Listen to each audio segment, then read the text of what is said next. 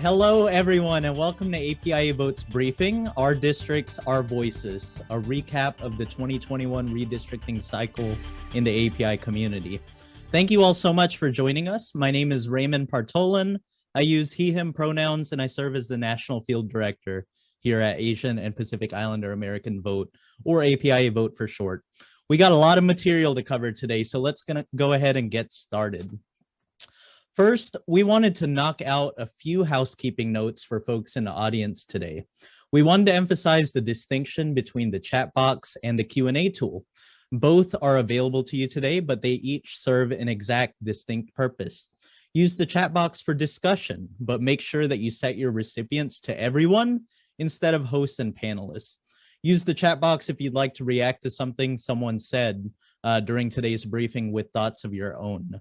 To go ahead and practice, set your recipients to everyone and introduce yourselves in the chat with your name, preferred pronouns, and what city and state you're calling in from. Secondly, use the Q&A tool at the bottom of your screen to ask any questions you might have of me or of any of our panelists today. We're going to try and get to them by the end of today's briefing or follow up with you with an answer. It's important that you put your questions in the Q&A box so we don't miss them in the chat. Lastly, live transcription has been enabled for this meeting. Actually, let me make sure that I enabled it. Okay, it is. And if you need this particular accommodation, make sure to click live transcript at the bottom of your screen and follow the instructions to activate. One more thing, we're going to be recording this webinar today and we're going to share it out to all registered participants after the webinar. We're also live streaming in real time to APIAVote's Facebook page. For anyone in our Facebook audience today, if you have any questions, feel free to put them in there as a comment, and our team will make sure that those questions make it to our panelists today. So we wanted to take this opportunity today to convene a number of our community partners to discuss their redistricting advocacy efforts on behalf of the API community last year and into this year. It's important to note that today's briefing serves as not only a debrief of what has already been done, but also a call to action for continued engagement with census and redistricting into the future. So here's an overview of our agenda for today on your screen. Unfortunately, one of our panelists couldn't make it, so we had to adjust some of these timings a little bit. So some of this might change. As you can see, we do have a lot of material to cover in our brief time together. So at times it might feel like we're going through these things very quickly. But again, we are recording this webinar and we will share the recording and slide deck with everyone so you won't miss anything. So before moving forward, I wanted to take a quick second to recognize some of our generous supporters. Thank you so much to the New Venture Fund and Fair Representation in Redistricting for supporting our redistricting work. And thank you to the Wallace H. Culture Foundation, Open Society Foundations, Neo Philanthropy, Public Wise, Group Health Foundation, Deloitte, and others for their generous general support of our organization's efforts. So I believe this might be the first time that some of you are interacting with us. So just a little bit about APIAVote. We're a national nonpartisan nonprofit organization based in Washington, D.C. that works to engage, educate, and empower API communities to strengthen our voices and create impact. Our community remains among the fastest growing major racial groups in the United States, and we truly have the power to have a decisive impact on elections in 2022, 2024, and beyond. Our work revolves around supporting our partners with trainings, tools, best practices, and resources with the ultimate goal of increasing voter participation in our communities. Our partners are at the center of our work, and our goal is to ensure that organizations operating at the state and local levels are well-resourced and equipped to plan and execute effective nonpartisan civic engagement campaigns. Here on this slide, you'll see where all of our partners are. We are partnered with organizations at the national level and across 28 different states. Recently, we've begun dubbing our network of partners the Alliance for Civic Empowerment, or the ACE Network. The ACE Network is a space where like-minded individuals and organizations can come together, share best practices and lessons learned, and strategize ways to collectively increase voter participation in our communities. On redistricting specifically, in 2021, APIAVote collaborated with our partners across 9 states indicated here on your screen to conduct state-specific and API-specific trainings on how to effectively engage with the redistricting process in their local communities. Overall, APIAVote trained over 600 individuals to draw community of interest maps and give testimony to redistricting authorities, with the ultimate goal of ensuring that our communities were seen and heard during the process.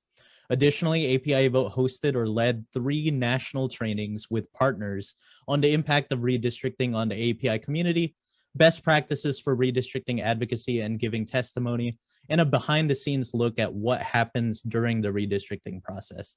And finally, APIAVote produced a short PSA on redistricting and why it's important for the API community, which we will show you at the end of today's program. So before we go any further, I just wanted to mention a quick note about the NHPI community. As an organization, we are committed to serving the needs of Asian American, Native Hawaiian, and Pacific Islander communities as a whole. And while we worked with a number of NHPI individuals in the 2021 redistricting process, they were unable to join us for this particular briefing today to speak directly to NHPI specific involvement. And on an ongoing basis, we're working with our partners to advocate for greater disaggregation of ANHPI data so that we can better serve all of our diverse communities down the line.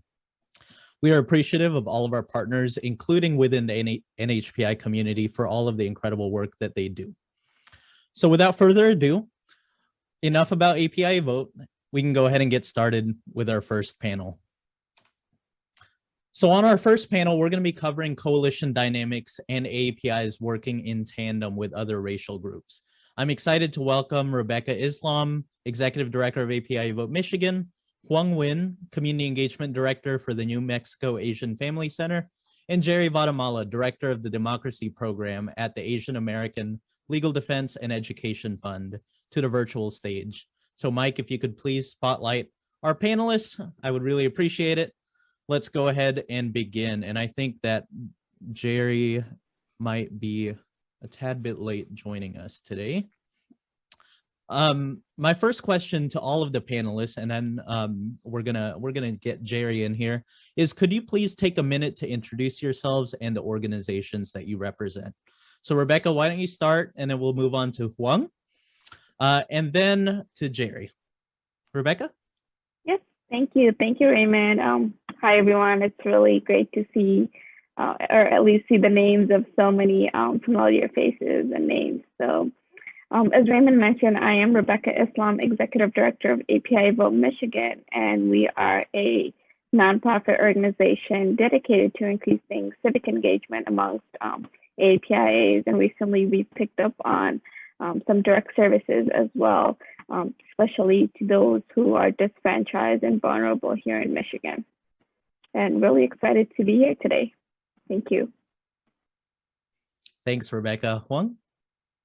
Hi everyone, this is Wang with New Mexico Asian Family Center, and joining you from the Tiwa land people, the Pablo community, and now known as Albuquerque. I am an immigrant myself from Hanoi, Vietnam, and I've been with the agency for over 10 years. And the core of our work is supporting domestic violence, sexual assault, crime survivor victim. At the same time, providing assistance to navigate the system for limited English proficient community member and those in need of social benefit and program. And throughout the year, we've been building more program, definitely around civic engagement work. And 2020 census and 2021 redistricting is the first time we joined the work. So we are still a newbie on this. Great to see you all. Thank you so much, Wang. And we actually just reached out to Jerry. He was having some issues joining our Zoom room today, so he should be here shortly. In the meantime, I have another question for the two of you. And that is, what are some of the challenges that you've faced while working in coalition? And what were the benefits of working in coalition on your redistricting efforts? And how did you overcome those challenges? And what were some of your lessons learned? So Rebekah, let's start with you. Yeah, thank you. So for our community, the redistricting that we experienced was both an event of substantial importance and also an opportunity to further inform our community about civic process and encourage greater participation and civic engagement amongst our communities. this, me on a personal level, this was the first time that I've undergone something called redistricting. So our community and myself, we were able to learn about the redistricting process and how it impacts us on a day-to-day level for the next 10 years. And there were many challenges, or rather differences, during our redistricting journey. And working in coalition, there were and there are differences in history and experience, and where each of these coalition partners have been over the past 10 years. And having knowledge about this was really crucial, and in any case, like, if you're going to address the needs of the community, and if you're going to be trusted to speak on its behalf on how a community is drawn, the ability to partner with other populations that face the same issues you do related to socioeconomics, health disparities, inequalities, racism, you name it. While we may hold a stark difference from other BIPOC groups, we've also found that there was so much more and so much that we share. And we've seen, in working with allies historically, that we've seen movements that have worked in our favor. And I'd say one of the most obvious challenges was the lack of funding and resources to do this work. And as an ED who is often the youngest, and I say this almost all the time because it's really true and I live it every day, being one of the youngest at the table and still relatively new in my role at our organization, I found that oftentimes we're left behind in getting the amount of resources needed to match the scale of our work. And that was the case during redistricting as well. We found ourselves often having to rely on general support funds to do redistricting work. And I'm forever grateful to foundations like you mentioned, Culture Foundation at the beginning of our session here today, and to Van and the whole team at Culture Foundation for investing in young EDs like myself to lead this important work. And being in coalition also helped us to work and leverage support in resource sharing and just increasing our reach. So thank you. Thank you, Rebekah. I do see that Jerry just joined us. Thanks for joining us, Jerry. We're actually just in the middle of our second question. So we'll go to Wang, and then we'll come back to you for an intro and also to answer a question about the challenges that you've faced working in coalition. So Wang, go ahead. Thank you. I mean, we do share some of the challenges and, benefits as Rebekah mentioned.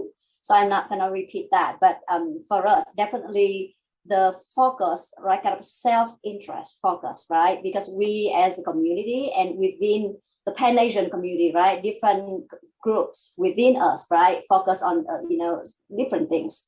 But definitely that self-interest is really a big issue if we cannot align our interest with the coalition, right? So that's the balance between how we advance our needs and align that with the, the coalition to gain the big picture is something we struggle with. So that's number one, definitely. And staff and capacity, similar. Like we have limited staff, and working in coalition take a lot of time, right? To build that trust, to build that understanding, to build consensus or communication, or coordinate, right? Big things. So all of those are challenges, but benefits, definitely it's more benefit than the challenges. That's why we are part of the coalition. That's why we want to continue to be a part of those. Because we learn so much from our partners. We learn so much from the experience and with a lot of knowledge, right? Because of that, we can get through this. And in the long run, we gain, right? We gain the trust and the respect. And it's much easier now for us to work with the coalition and other partner in other, work we do. So I'm going to stop there. Thank you, Wang. That's so inspiring. And I think you made a really good point about the importance of building trust, right? When working in coalitions, that's such a critical part of this work. We'll now turn over to Jerry. Jerry, thanks for joining us today. would love for you to introduce yourself and the organization that you represent, as well as speak to some of the challenges that you face working in coalition, some of the benefits, and how were you able to overcome any of those challenges and any lessons learned that came from that? Yeah, so hi, welcome everyone. Sorry I hopped in a little bit late, had some technical difficulties. My name is Jerry Watanabe. I am the director of the Democracy Program at the Asian American Legal Defense and Education Fund, ALDEF. We work with many of you and some of the panelists here. I'm really glad to see you again. Working on, well, let me just say this. We are a national organization. We're headquartered in New York, but I fly out before COVID, especially. I used to fly out to see most of you in person to work on voting rights issues. We do our Asian American exit poll, which many of you volunteer with us for. We're really grateful for that. We litigate cases around the country around the Voting Rights Act, sections 203 and 208, and many of you serve as our clients, our plaintiffs in those actions. And redistricting is a big part of the work that we do. We currently have a Redistricting Voting Rights Act, as well as constitutional claims, a litigation, a lawsuit in Texas, one of 3 lawsuits that we have right now.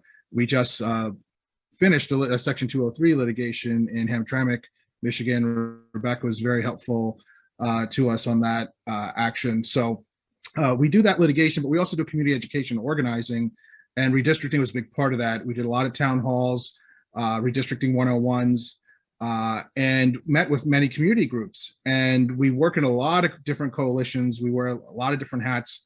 We do our advocacy as ALDEF, but we also work in coalitions. So in New York, we're part of the APIAVote Redistricting Task Force.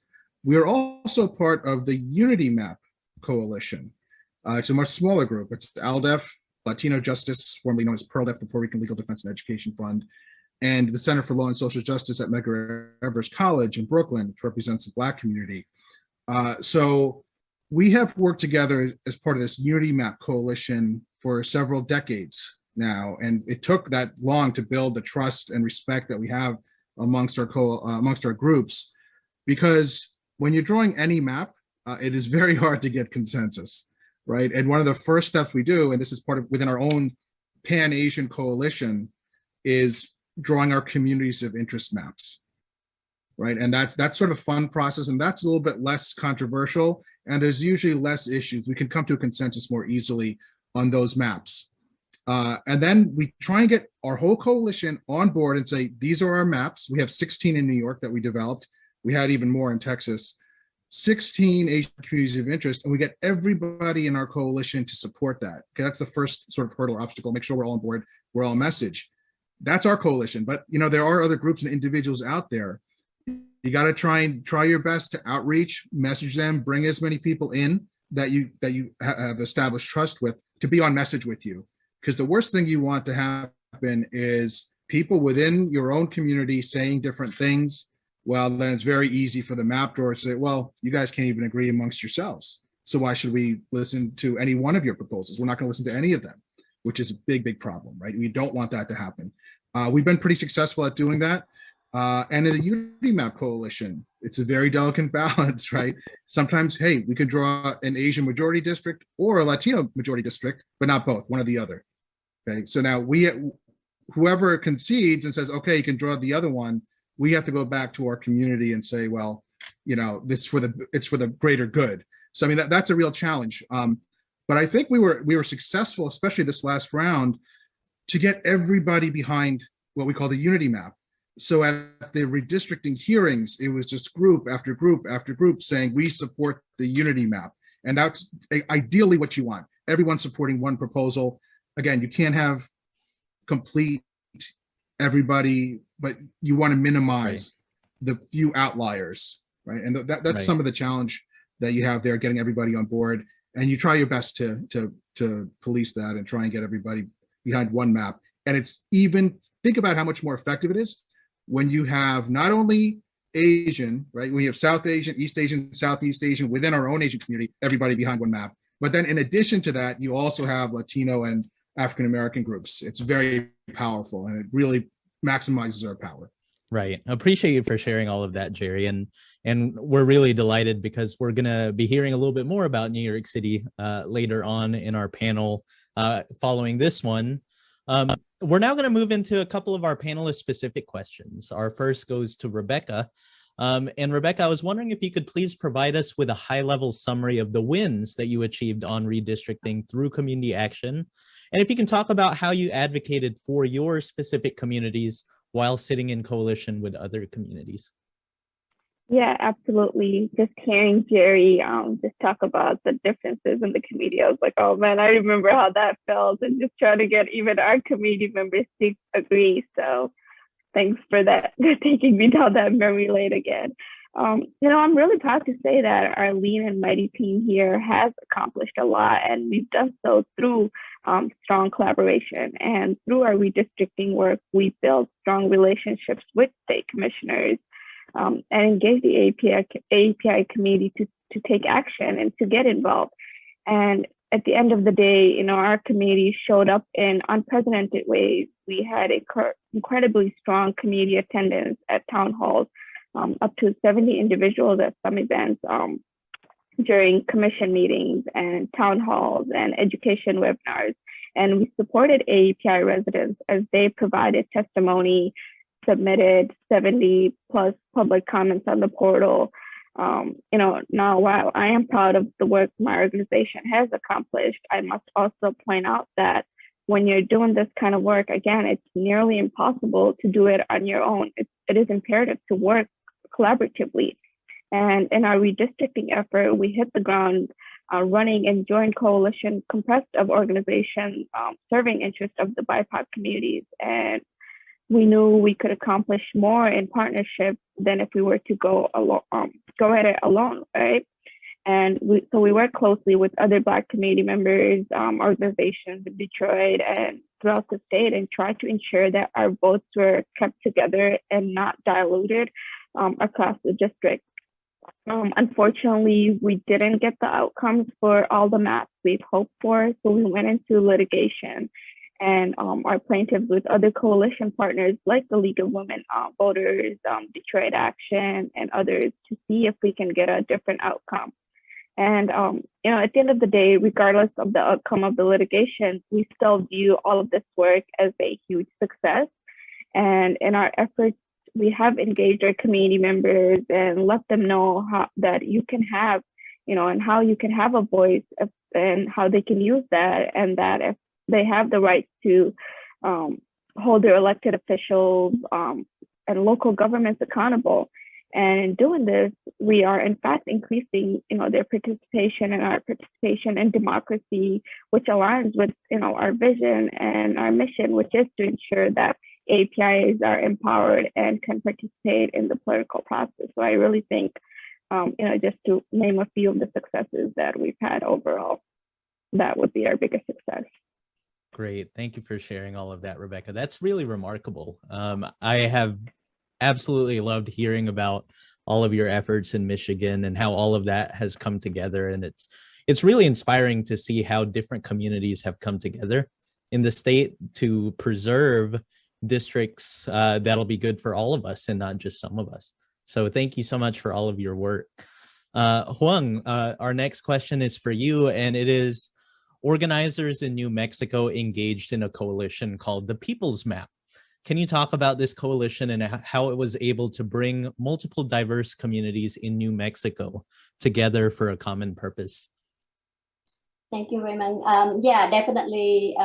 Again, right, just want to echo all of what Rebekah mentioned in terms of being a small organization and representing, the API community, and the need to work with other, community of color, right? We had to work with other partner in the coalition, and our People's Power, People's Map, actually that's the full name of that, the People's Power, People's Map coalition is a coalition of over 40 organizations led by the state table convener, the Center for Civic Policy. So I really want to kind of give the biggest shout out and credit for them, because they are the one who lead the lead the whole coalition, have a really amazing strategic campaign. So the way they did that, I mean, and we are part of that coalition, but they have a really one campaign manager who's really know how to mobilize, organize people. They also have like different people like focusing on different area, right? One is like on communication, the other one's really on legal, right, aspect of that, and also the technical part of that, the mapping. But for us, the win for us is we were able with a map, right, already signed by the governor, both the new Senate map, House map, and congressional map already signed by the governor. With the map is really increasing Hispanic voting age population in Congressional District 2 in the southeastern New Mexico to over 56%. And it means like all of our 3 congressional map, right, are with that majority minority. So that's definitely the win for the coalition. And we were able to respectfully, considering the sovereign will of the tribe in New Mexico. So definitely that it has been throughout the process. I remember one of the public hearing, and we are like communicating among each other, and we decided that we're going to give all of the spot, even though we signed up earlier, but we give all of the spot first to the tribal leader to speak first. And then after that, we take, our turn to do that. So really, we coordinated really well to respect the will, the voice of those community. And also for us as a small community in New Mexico, alongside with the Black African-American community, we are considered like kind of really invisible. We have that kind of called like tri-cultural myth, meaning, only the 3 other community, Native American, white, and Hispanic, are happily living together, and no Black, no Asian. So we have that tri-cultural myth, and that's why we build really strong coordination and solidarity with the Black African American. So whenever we don't see them at the table, we voice for them, right? We speak and really make sure that, hey, remember we also have that community over there. So definitely we build that trust, and that's definitely one of the way for us to get over and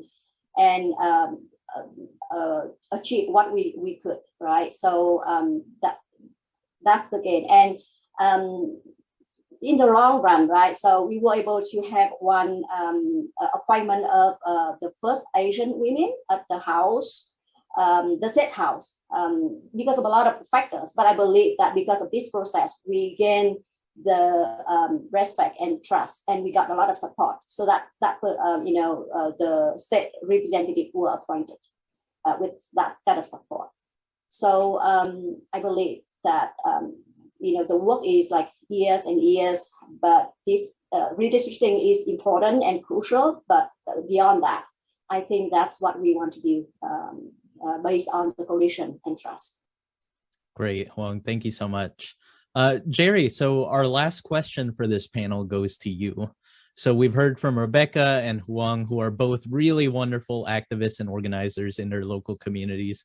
What we're interested in learning about now is what happens when maps that have been adopted need to be challenged. So we know that ALDEF has brought redistricting litigation, as you've mentioned, and you yourself have become a nationally recognized expert on redistricting litigation. Can you talk about what it's like working in coalition in the redistricting litigation space, and what advice would you give to other national organizations like us that support local communities? Well, I want to start answering that by just explaining our process a little bit. We are involved very early on in a lot of places around the country. And, a lot of times we are working with our exit poll partners or other folks that we've done a lot of work, other voting rights work on. And for example, in Texas, we were really involved in the process there early on. They started having hearings in 2019. And, we had our staff fly down to Austin and the DFW area, Dallas-Fort Worth, Houston, Harris County, where all the big population of Asian Americans are, And we worked with groups to develop testimony. So we were starting very early to say what a community of interest is, right? And to identify your Asian American community of interest and going beyond race and testifying there. And all of this is really from day one, from the beginning, we have an eye towards litigation, and we are setting the record, and everything we're doing is with the expectation that we may end up in litigation, because we know so many times our communities unfortunately get divided. So part of that process is educating our community, sort of holding hands, walking through the entire process from beginning all the way through the end, right? And ideally, you get a situation where we got a lot of people to testify. We were part of a very big coalition in Texas. I mentioned earlier about New York and other places. And we tried our best to coordinate with other communities of color. That doesn't always work, right? Some places they don't want to do a unity map, right? Or you can't, there's not agreement on that. So we try to do our best to make sure we're not at cross purposes, and we're actually trying to, if we can't coordinate or have one map, at least have all of us sort of coordinate to some degree, so we're not undercutting each other, right? And it eventually, unfortunately, for example, like a place like Texas, it went in, the maps came out and they were so egregious. The maps in New York, congressional and the state Senate, were just invalidated yesterday. Okay? And they are nothing close to how bad it is in Texas and a lot of other states. I mean, egregious. It looks like intentional racial discrimination, especially in certain places. Fort Bend County, I don't know if there's anyone on from Texas. In Fort Bend County, if you have a heat map and you look at where the most concentrated areas of Asian population are, there are lines going right through the heart of those and grouping small bits of Asian communities with larger white rural communities hundreds of miles away. And there's no other explanation for this. So when this whole process was completed, I can tell you the amount of frustration and anger and sadness from community members that had started in 2019 working with us on redistricting. Texas grew by 4 million people. They're the only state that got 2 additional congressional seats. 95% of the growth were people of color. Let me say that again. 95% of that growth were people of color, and they actually increased the white majority districts.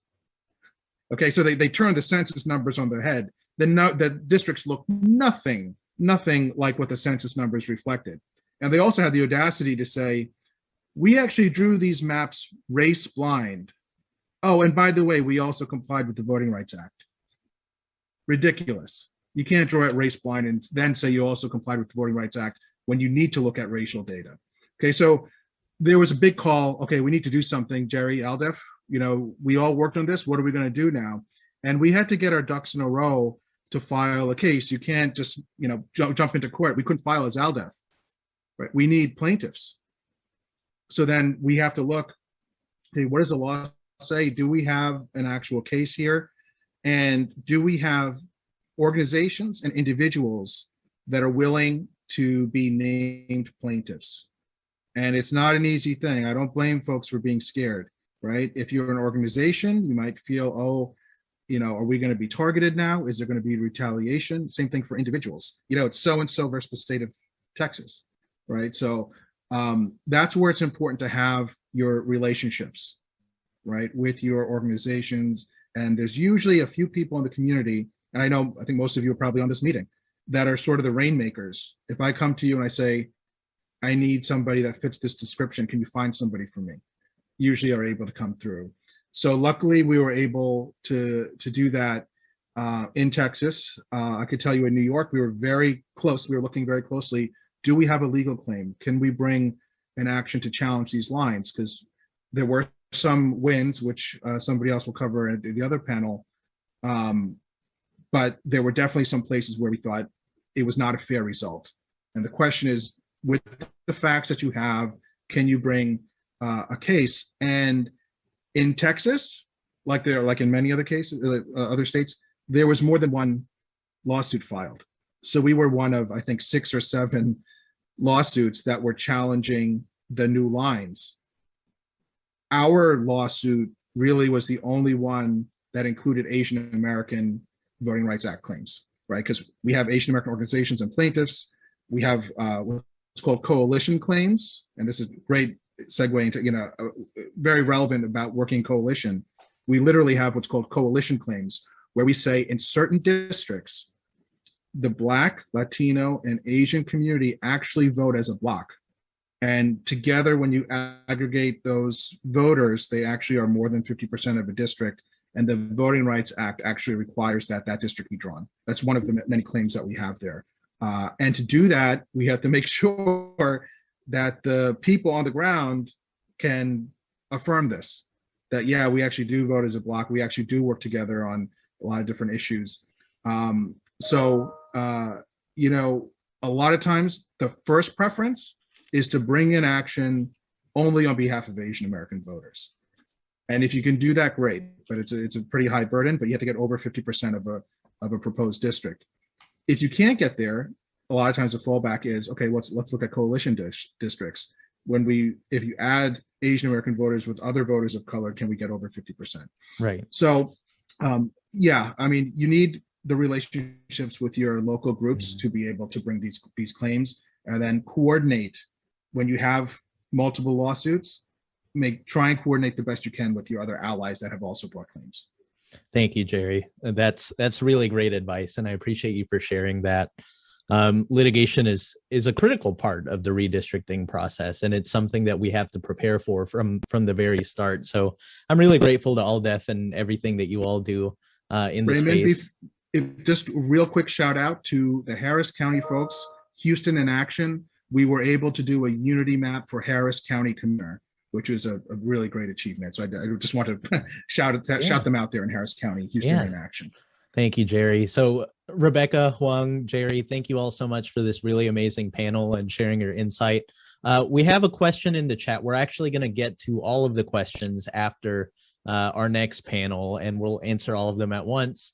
In the meantime, if you're willing, I'd love to invite you, Wang, Rebekah, and Jerry, if you'd like to share your email address in the chat. You're more than welcome in case folks want to follow up with all of you directly. So again, thank you. We're going to move on to our next panel just in the interest of time. Again, we do have a lot of material to cover here, but let's go ahead and give our first panelists a virtual round of applause. Thank you all so much. All right, so for our second panel today, we're going to be covering celebrating wins in the redistricting process. I'd like to invite our next panelists to join us. We have Liz Oyang, the coordinator of the APA Voice Redistricting Task Force, Justin Sia, the Democracy, Voting Rights, and Redistricting Council at Asian Americans Advancing Justice Chicago, and also my former colleague when I was working at Advancing Justice in Atlanta. Eric Cheng, who is the Director of Outreach for the Asian Community Development Council in Las Vegas, and Victor Sin, who is on the civic engagement team at Asian Law Alliance. So we're going to jump straight into it. Just like in our first panel, my first question is directed to everyone, and that is, could you please take a minute to introduce yourselves and the organizations that you represent?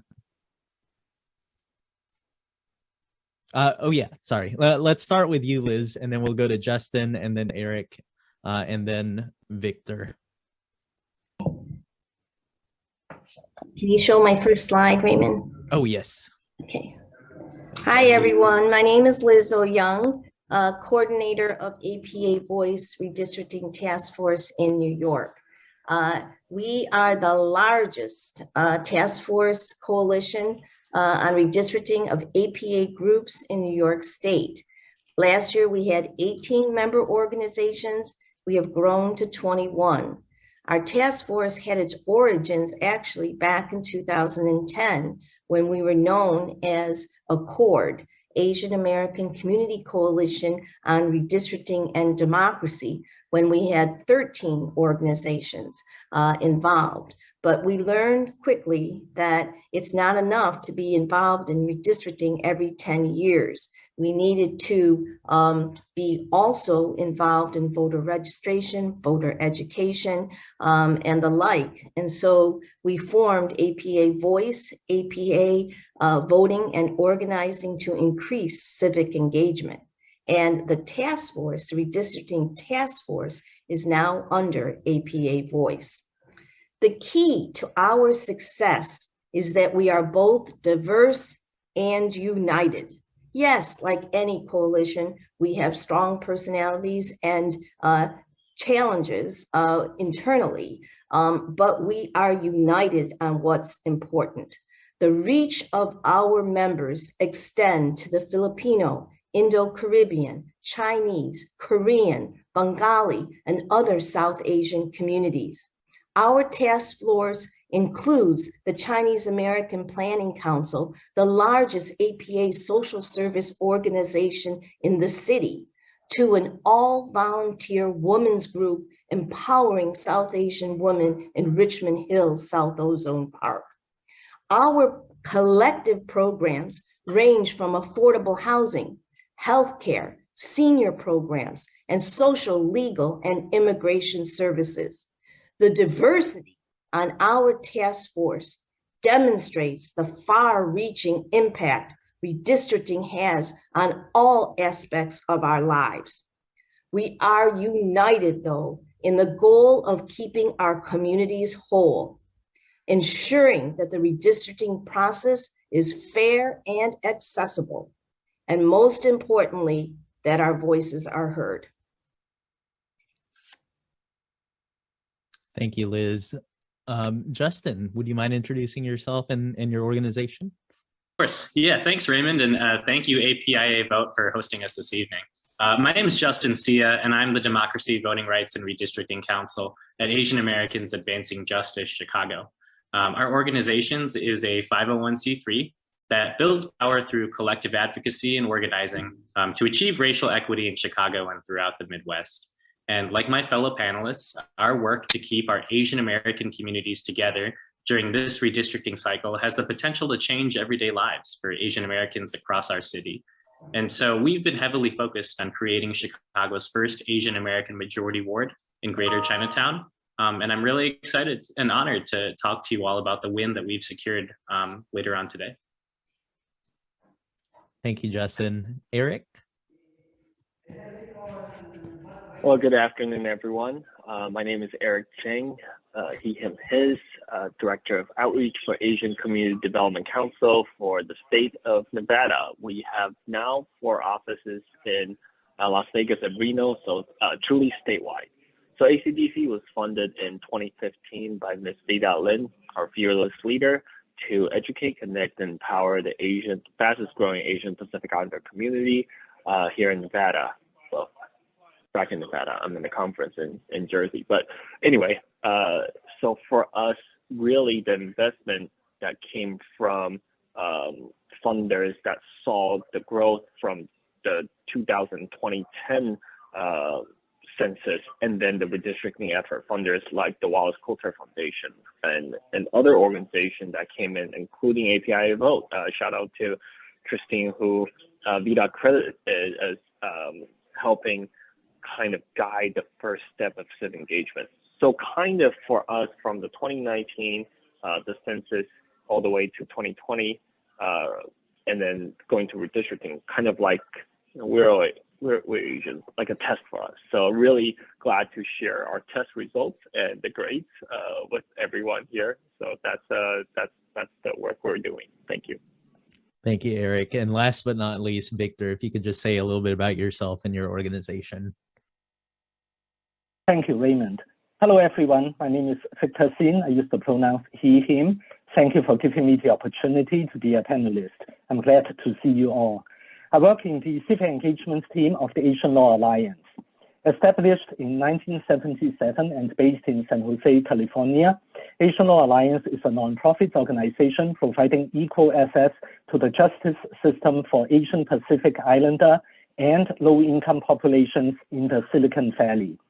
Our mission is through providing legal counseling, community education, and community organizing.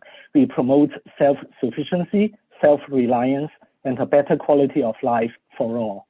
Thank you. Thank you, Victor. My next question again is for everyone, and we're going to start with Liz. Liz, the question is, can you tell us how you define a win in the redistricting process. What does that look like for you? Mainstream and ethnic press covered the work of our task force 35 times in the recent redistricting cycle. When press cites our task force, our message reaches thousands and we gain legitimacy and visibility. Through the media, we held the redistricting process accountable. And that reputation carries over now into City Council redistricting. Mayor Eric Adams accepted our task force nomination of retired Judge Marilyn Goh for a seat on the city's redistricting commission. And Masudin, another Asian American commissioner, found our task force, quote unquote, organized and stated he was, quote unquote, beyond impressed.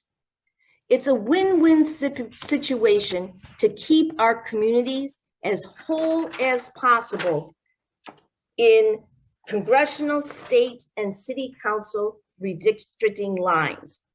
When we educate our community on the connection between redistricting and power, our community is empowered. We translated redistricting info into 4 different languages. Here you see on the screen, English, Chinese, Korean. Next screen, Hindi and Bangla. We met with 20 elected officials, organized car tours, held town halls, and sponsored an art contest for teenagers citywide. The theme was, "This is where I belong." Next slide. Our task force mobilized more than 50 speakers to testify during the 2 rounds of redistricting hearings. And that's the essence of democracy, participation. So the next 2 slides, please. And these are members of the redistricting task force who testified. It was, the first hearing was online. Second was a hybrid of online and in person. And that was, it's on the next slide. Okay, thank you. Thank you, Liz. Next up, we're actually going to go to Justin.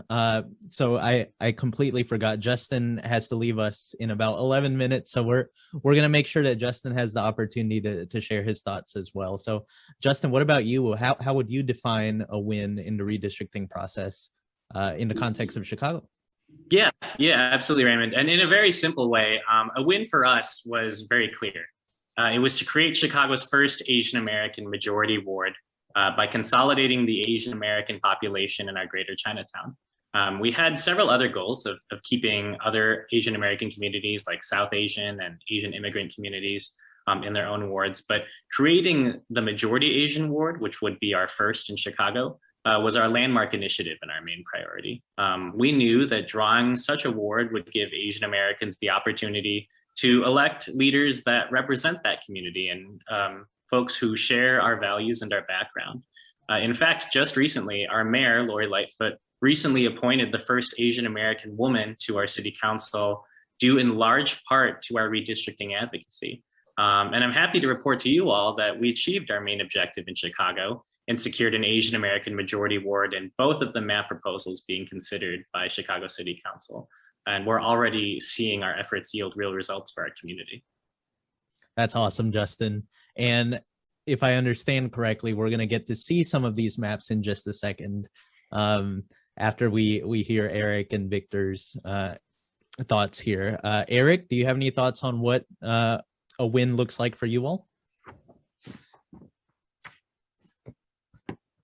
Well, for us, I think the unprecedented growth of the API community through the complete count process, that the win for us means being able to mobilize the community, have the coalition, not just API, but also I think I saw our friend and colleague, Noe, with the Nevada Complete Counts, with the Silver State Voices, we're able to partner together, do the Unity Map, do training together, and then from the Complete Count process to the redistricting process, that's a win. The community education, that's a win. Having community leaders buy in and being able to participate. Shout out to Raymond who flew in to Vegas, and we had a soup dumpling training over Shalom Bao to talk about redistricting, to the actual results, to let our elected officials know. It's actually in the joint statement from the majority assembly speaker and the Senate majority leader to actually put in AAPI growth is reflected in this redistricting process. And now filing deadline for our candidates just ended about it's April 28th, so about a month ago. Now we saw unprecedented, not just the turnout from the community for redistricting, now community leaders are stepping up to run for office in assembly seats, in school board, in regions. I have a lot of friends. I'm going to be poor for a little bit on the personal capacity. We want to see this. We want to see I remember talking about this with this esteemed panel before, that we want to redistrict to show the community power.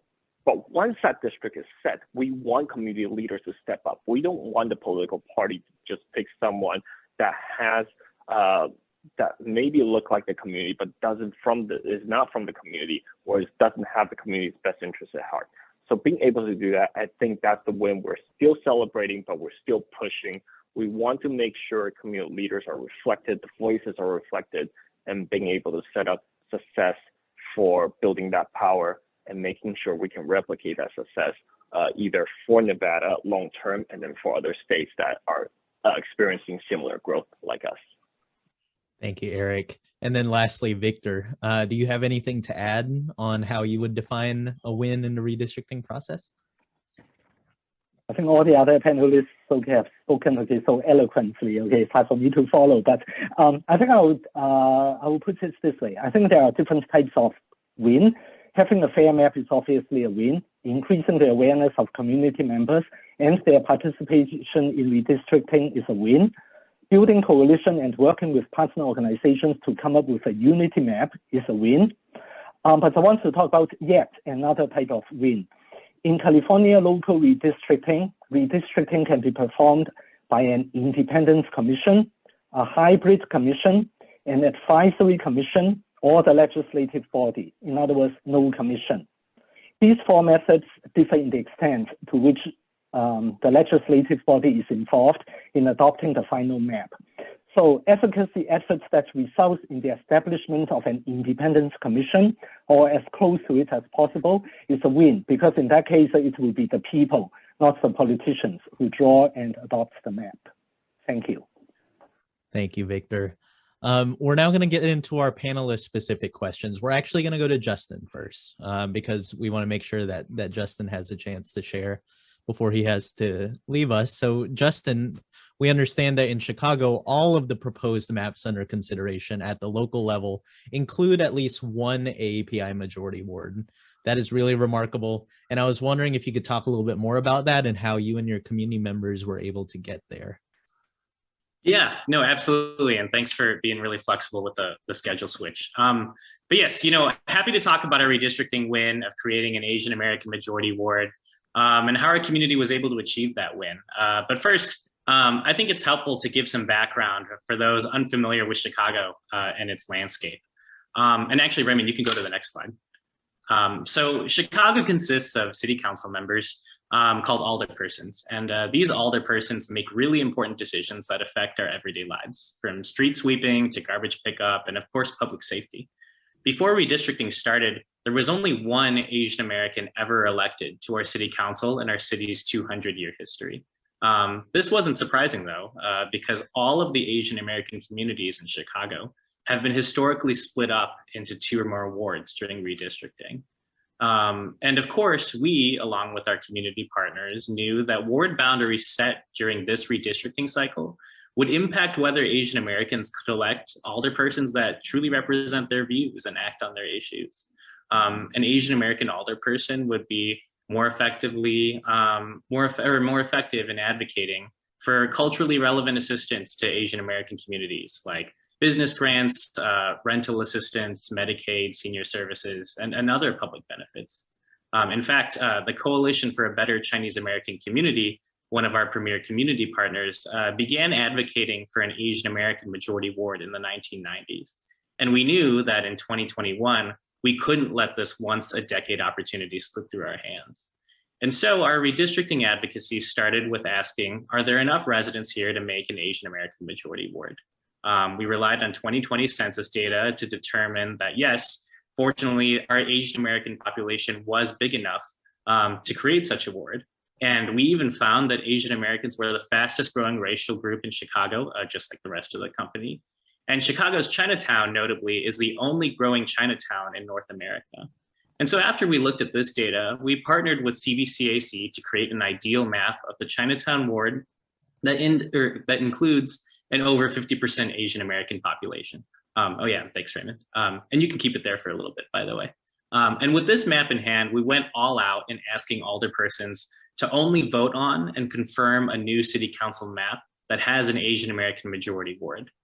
We reached out to every single alderperson on city council, and ultimately we organized 29 legislative meetings and met with half of the city council, 25 Chicago alderpersons, and testified at 4 public hearings to get our word out. But we also built a robust public narrative.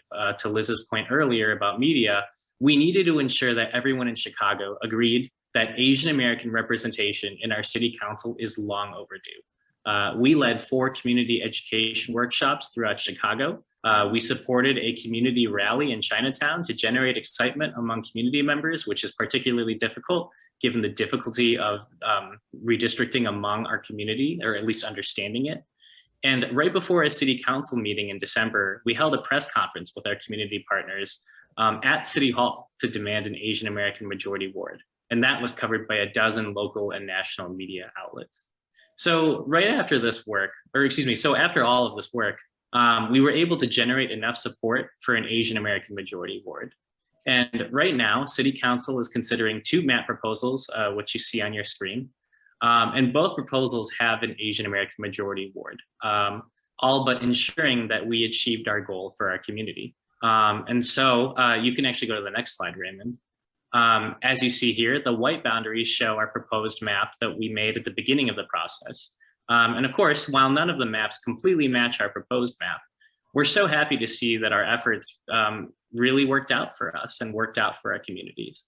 And of course, you know, just as other minority groups cherish and fight for representation in Chicago, Asian Americans also demand the opportunity to elect a leader who can represent, advocate for, and understand our growing community's needs. So thankfully, we got what we fought for, and we're excited to see the results of this advocacy and what it will bring over the next decade and beyond. And finally, as Raymond said, I unfortunately do have to hop off, and so I won't be here for the Q&A, but I'll drop my email address in the chat, and I'm happy to talk to anyone about our efforts for anyone who's curious, and hopefully we'll all be able to partner together you know, through the remainder of this redistricting cycle and through the next one as well. So thanks, Raymond. Thank you, Justin. And there is a question in the chat directed at you, I believe, Justin, but I'll make sure that you and Eric get connected following our briefing today. But thank you so much, Justin, and hope you have a great rest of your day. We're now going to go to Liz for a panelist specific question, and that is, Liz, sorry. Yes.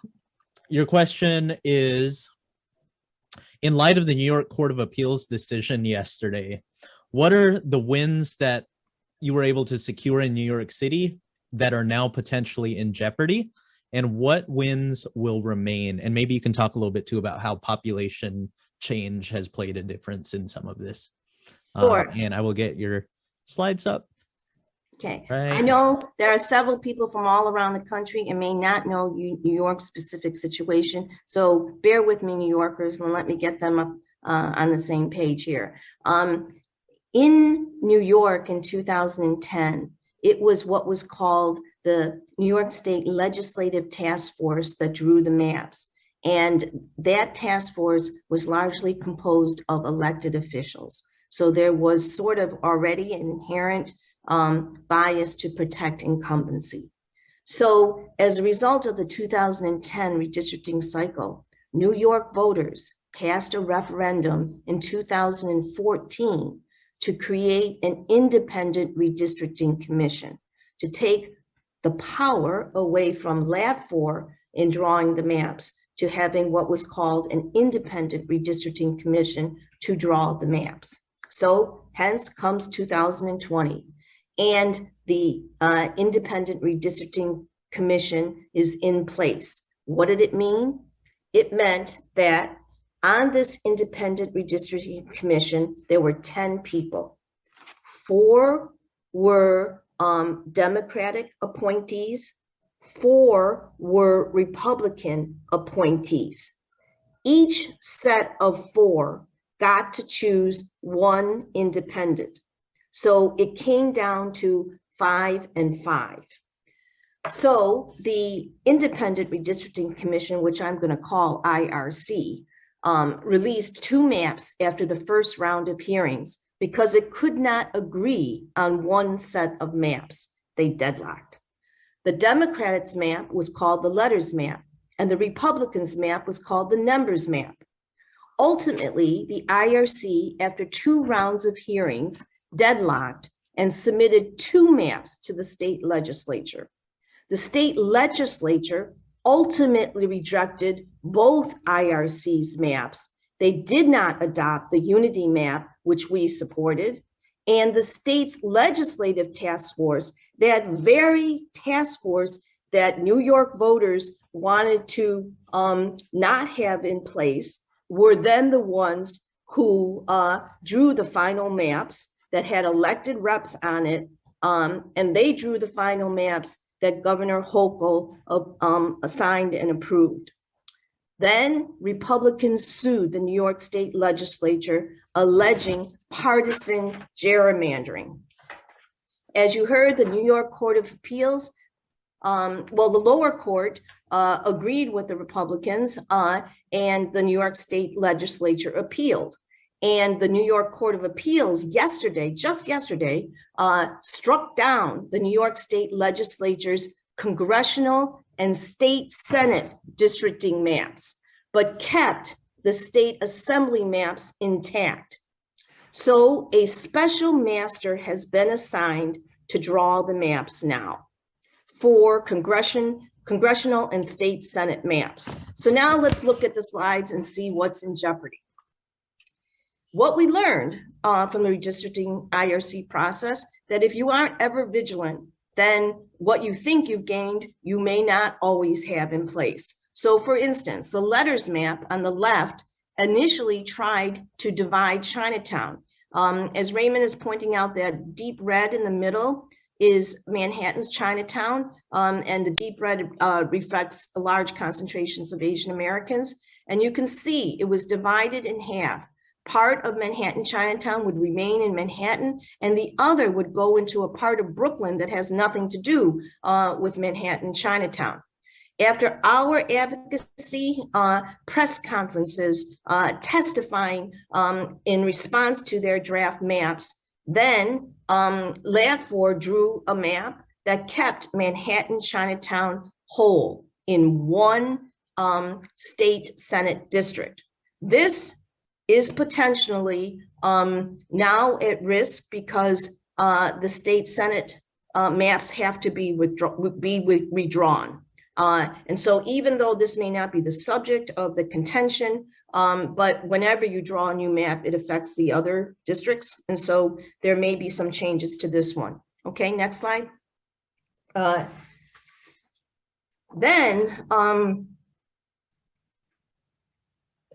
South Brooklyn's is really key.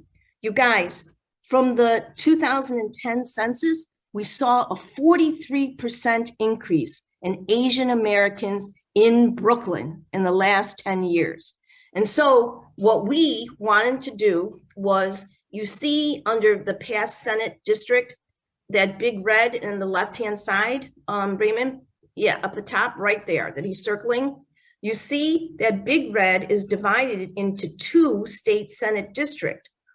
Half of Sunset Park Chinatown is in District 20, that snakes up that corridor and all the way over there.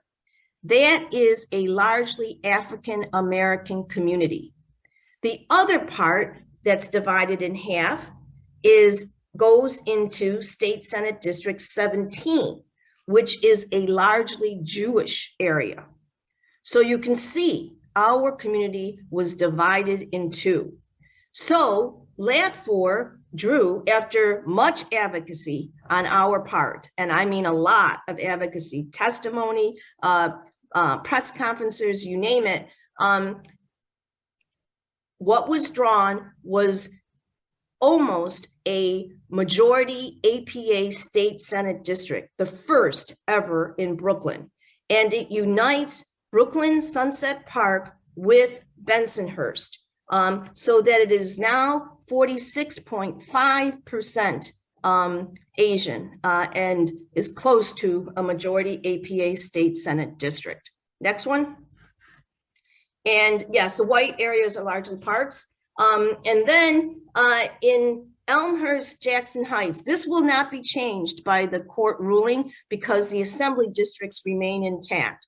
And so when you look at Elmhurst, Jackson Heights, Woodside, before it was divided into 3 assembly districts, and then LAT4 created the current one, which is largely State Assembly District 30, and it is largely contained in 1 state assembly district. So you look at that deep red is largely contained rather than previously 10 years divided into 3. And so you look at that voting age population, 49.8%, almost a majority Asian Pacific Assembly District. And when Raymond mentioned the census changes, in Queens, there was a 29% increase in Asian American population in Queens. And so that helped contribute to the formation of the first almost Asian American majority state assembly district. And this is key because if you guys haven't been to Elmhurst, Jackson Heights, we invite you to come. It is a mecca of Asian American ethnicities, you know, from Pakistani to Chinese to Filipino to Indonesian. It's one of the most culturally diverse Asian American ethnicity communities. Okay, next slide. Okay, and then also in Queens, and this goes to, again, Raymond's question about population growth. These are 2 majority Asian American assembly districts that we got from the 2010 redistricting cycle. But look at how it's changed the population numbers. In Assembly 40, that's Ron Kim's district, it was 63% APA in 2010. And then you go currently, it's gone from 63% to 69%. Assembly 25 in 2010 was also majority Asian American district, 51.8% voting age population. It's currently held by Ms. Razik, Assemblywoman Razik. And you see currently it's gone from 51.8% to 59.2%. Again, the growth of the APA community. Okay, then let's go to the next slide. Then we have Majority Assembly District 49. Again, this is an achievement we got from the 2010 redistricting efforts, and it largely remains intact. But again, look at the growth. Look at how our census numbers made a difference. In 2010, 49.7%, and then the current assembly, 56.7%. Next slide. Okay, And District 47, also in Brooklyn, it was a plurality district in 2010. It still is a plurality district, but look again at the number of Asians in voting age population. In 2010, 31.3%. And as we see now, it's jumped from 31.3% to 42.5%. And then lastly, Richmond Hill. This is important because when we talk about win versus progress, we don't necessarily consider this a win. Hold on one second. My thing is going down.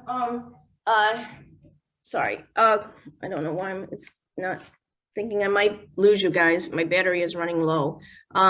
It stopped plugging in.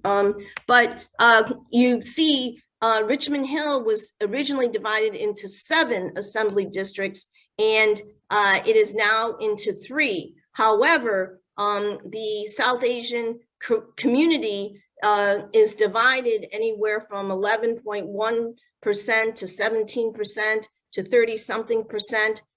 So even though it's gone from 7 to 3, they're still not able to amass enough to elect a candidate of their choice. Okay, so that's our gains and challenges in this round of redistricting. Go ahead. Thank you so much, Liz. Really appreciate you, because that was all really great info. And it was so nice to be able to visualize all of this on a map, right? We can see what the districts used to look like, how our communities were fractured or cracked across multiple district lines. But thanks to efforts like yours in New York City, we now have our communities contained squarely within singular districts, and thereby maximizing our voting power. So thank you for that, Liz. The next question I want to ask, and I do want to note for everyone that we are running just a tad bit behind. I hope folks will continue to remain with us. We do have just 2 questions left for our panelists. And that is first over to Eric. Curious about the difference between C3 advocacy work on redistricting and C4 advocacy work in redistricting, and how they complement each other, because I know that you're part of ACDC, which is a 501c3, as well as one APIA Nevada, which is a 501c4. I was wondering if you could talk about how the roles that these 2 different groups played, and how were you able to effectively address the importance of redistricting from both fronts? Eric? Yeah, thank you, Raymond. And I think, first of all, I just remember I need to shout out and say thanks to Liz, because I remember right before the redistricting process, we were on the CLC training, and Liz's explanation about how to engage with our elected official, how to make sure we're doing the advocacy right, really helped us in Nevada. So, and then on our end, having the 501c4, I think this time, because we decided for the coalition want to be as big as possible, it's 501c3 only, so ACDC led the work. But having a C4 and on the way we're doing is making sure when we did the advocacy, when we did the lobbying, our redistricting session was special session in late 2021, about November. Our regular session, Nevada is I think a biannual, so we only have 2019, 2021. Having a C4 is making sure we're doing lobby day. We're going to all the different committees, all the different legislators.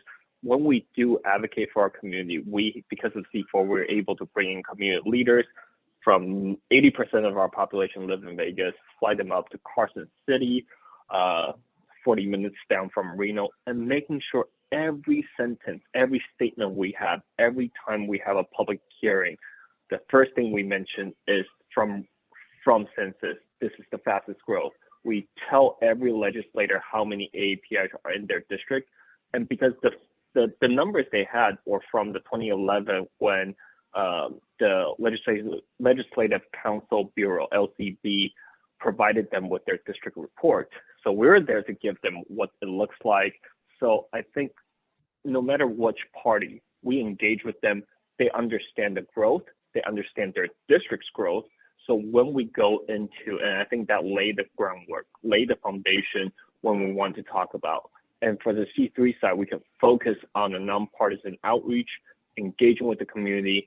And because for ACDC and our partners, especially for us, we do health equity, education equity. We were talking about redistricting from census to redistricting in every single thing we do. I remember we're hosting college readiness boot camp. We're talking to high school students and talking to them about their the school board. We have the 5th largest school district that's in the bottom 5 of this nation, and being able to talk to them, the decision, especially now with CRT, with masks, with vaccine, the school board is trash on fire, just trash fire. So we were able to let these high school students know that it matters so much to them. And then we are able, in graduation, for young adults coming out of college, we're celebrating them, graduation, and see the theme here.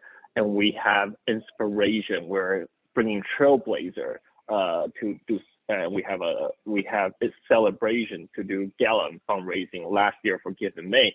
But every time we have a chance to bring community members to engage with the public, no matter they're the high school students to our work in even for the naturalization workshops for people that just got the oath ceremonies, to our vaccine clinic, to giving out test kits.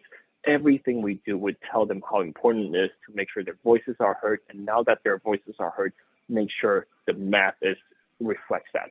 So I think the C4 laid the foundation to engage with our congressional member, our state legislature member, and then the C3 really focus on building a broad coalition and incorporate the redistricting messaging in every single outreach events and programs that we do. Thanks, Eric. That's really wonderful. I appreciate you for sharing all of that.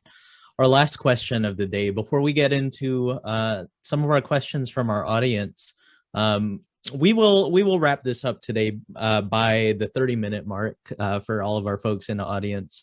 But Victor, the question for you is, we understand that the Asian Law Alliance held a number of Redistricting 101 presentations across Santa Clara County. Can you talk about what went well with these presentations, and were you able to encourage people to participate in the redistricting process? And what did it take to get folks to participate? Victor? Yes, thank you. Asian Law Alliance held Redistricting 101 presentations, both jointly with partners such as APIAVote, thank you, and Asian Americans Advancing Justice, and also by itself, to educate both our key partner organizations and the wider community in Santa Clara County. The partner organizations in turn held redistricting workshops with the communities that they served or represented, thereby amplifying the impact. In some cases, these organizations translated the materials into languages such as Vietnamese and Korean, and held community redistricting discussion in the native language of the community members. That was very effective. To encourage people to participate, we had to make the process as convenient and as easy as possible. For example, we delivered the presentations at the right time. In other words, just a few weeks before communities of interest public hearings for a particular jurisdiction. If we had educated the community too early and there was no immediate action that they could take, people would have forgotten by the time action was required.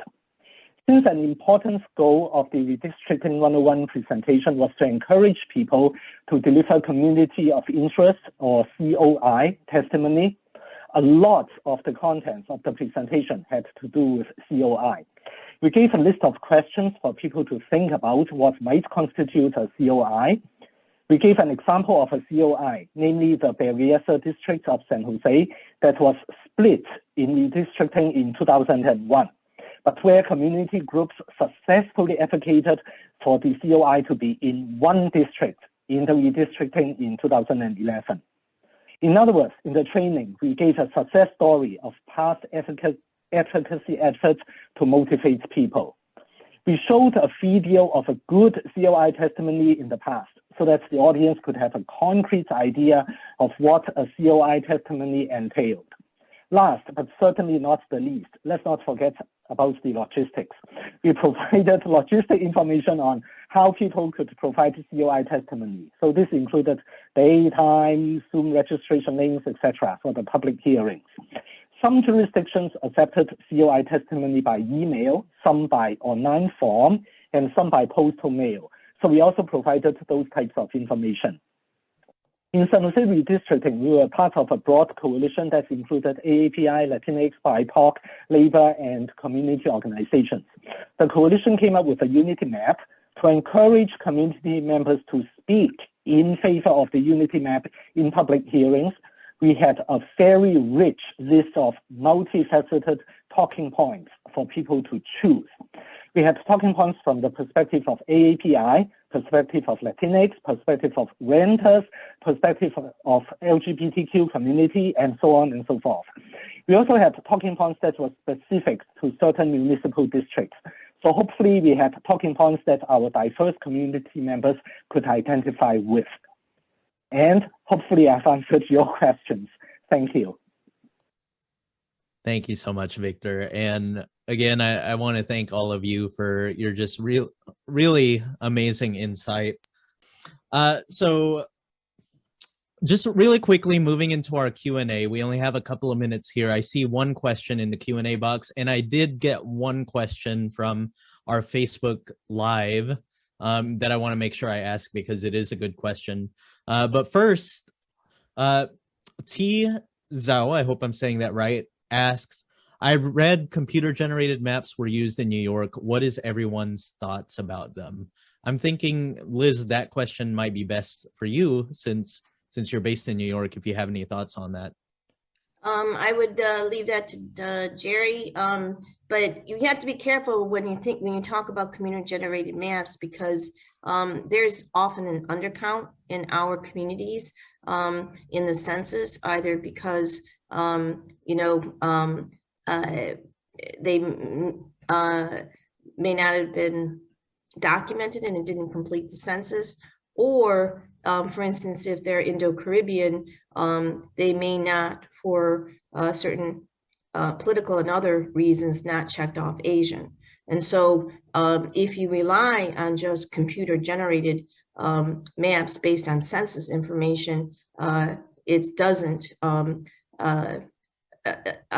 account for the undercounts. And so that's why testifying at redistricting hearings to point those things out to the commissioners is very important. Thank you, Liz. A question from our Facebook audience from Ricky. I'm scrolling back up to it. I think anyone can answer this. And I think this is the last question that we'll have time to answer today. What can APIA communities in areas where there are no large Chinatowns / high density APIA communities do to make sure their voices are heard in this process? Does anyone have any thoughts on that one? I'll just jump in real quickly and hope Eric and Victor can add to that.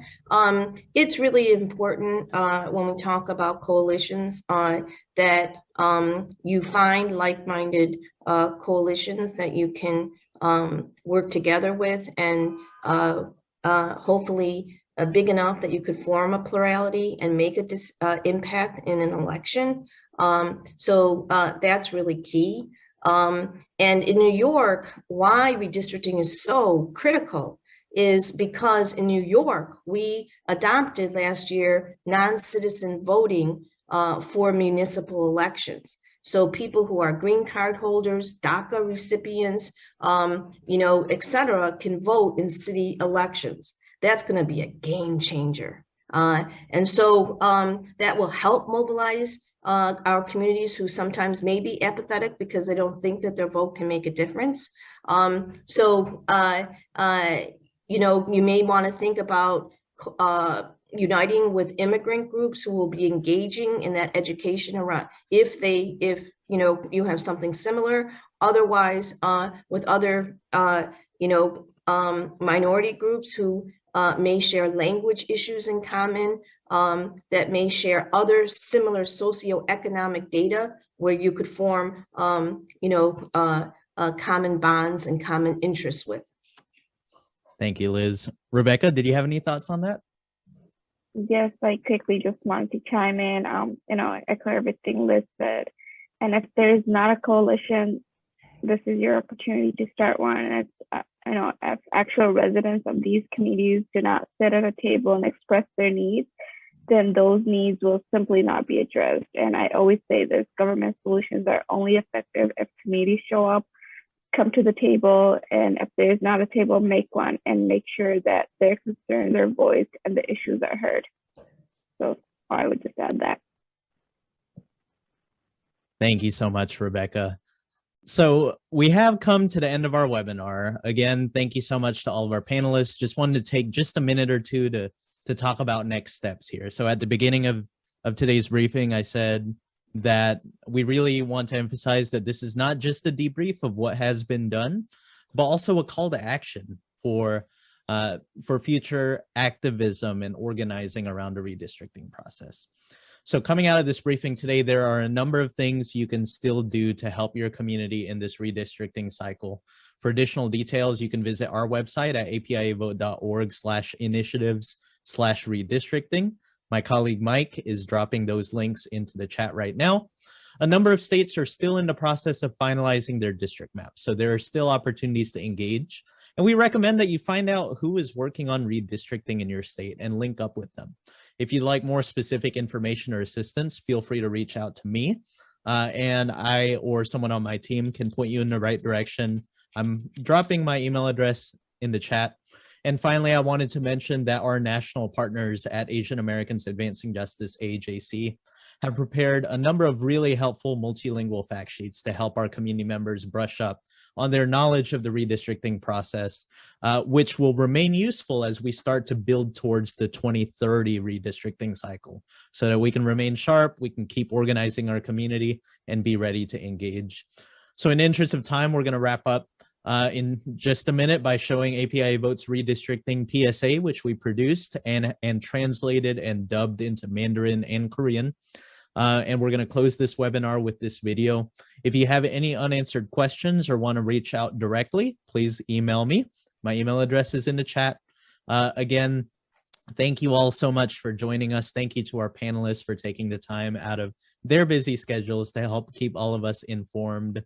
And with that, I'm going to play our redistricting PSA, and we will close up this room as soon as this is done. So thanks everyone for joining us. Our districts, our neighborhoods, and our families are what makes our communities unique and strong.